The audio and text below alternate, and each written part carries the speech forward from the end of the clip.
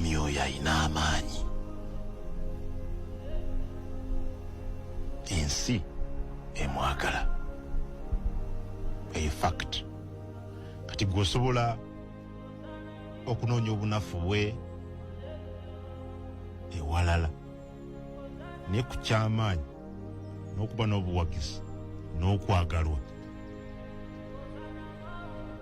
awo tosala. This gentleman is loved. This gentleman is liked. This gentleman is favored.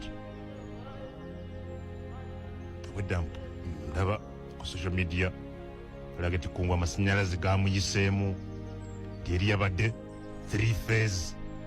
Tikungu yalabiseko ng'atudde matiiritiiri mu ntebe nawankubadde si bituufu kubanga sho yatambudde bulungi era buli kimu kyatambulidde ddala bulungi nnyo. Enjawulo nti nalabye okwagalwa.